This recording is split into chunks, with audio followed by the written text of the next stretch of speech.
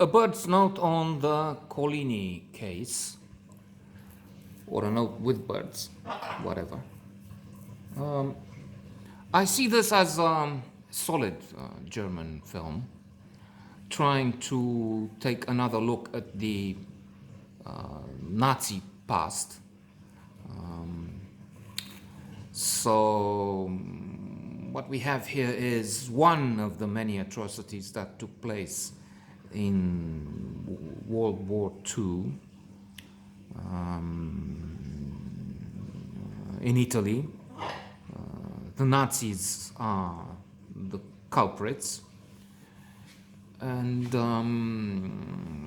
there are a few monstrosities that take place and are told in the movie. In one instance, because the partisans kill a couple of German soldiers, the retaliations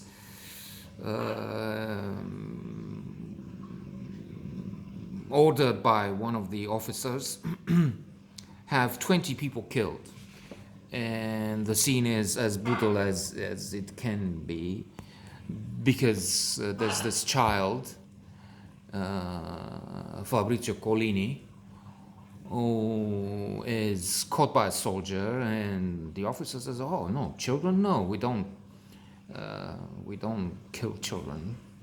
But then he does something quite as horrible, probably, in that he picks the father of the child and has the father killed in front of the child.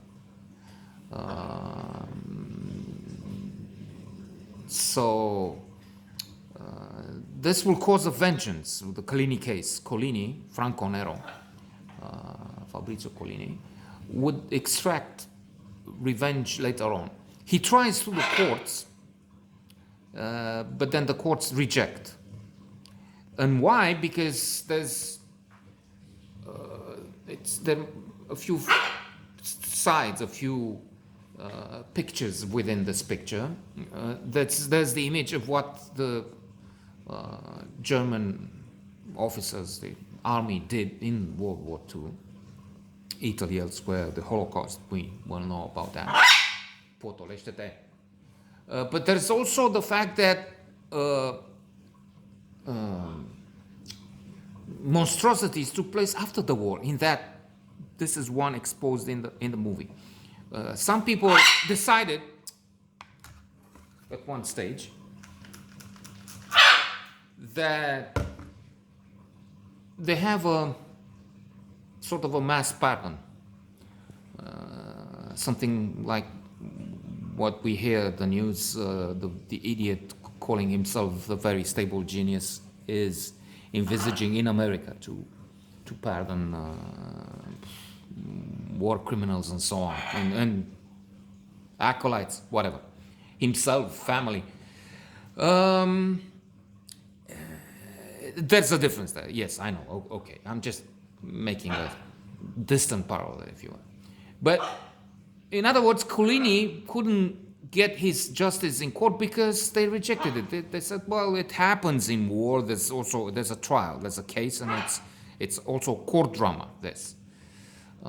We have what happened in the war, we have some history after the war, and we have a court drama. And then some for the prosecutions. Well, it happened. I mean, this kind of thing happens in the war. The Allies, well, there's a Dresden bombing, and so they make the case that we did this, they did, and so on. But this is much more vicious, and we also learn the story of the father of a translator who shows up in court and explains how his father has been shot as a collaborator of the Germans, when the only thing he did was to be a translator. And he was a translator on that scene where Fabrizio Collini, as a child, had to see his father killed. So there's the past guilt, there's also the present situation, and a complicated situation in psychological terms.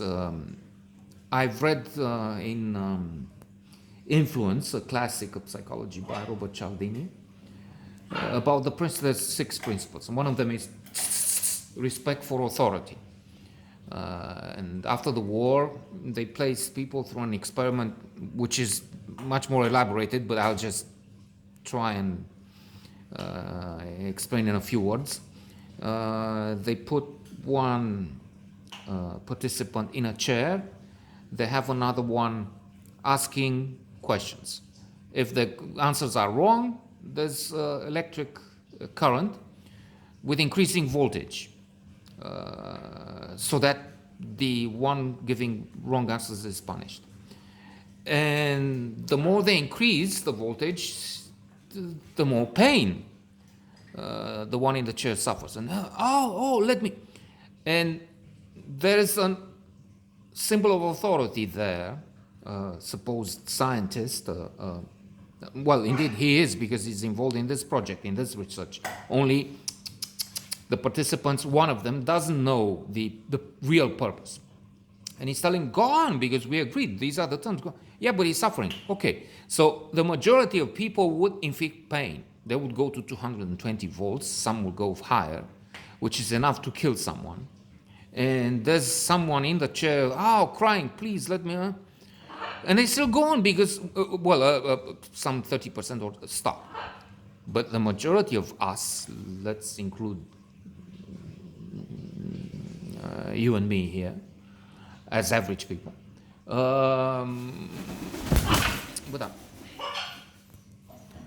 They saw something on the window. Let's move to target them again. Would carry on because we respect authority, and that's what they say. Many of the Germans did. They had an authority and they respected authority, even when that meant doing such horrible things.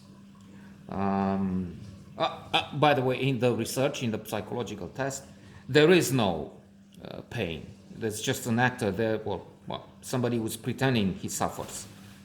But then the one pushing the button for more voltage, for more pain, doesn't know. Still, he respects authority in the majority of cases. Returning to the Collini case, I think it's not one of the best you can see. It's not really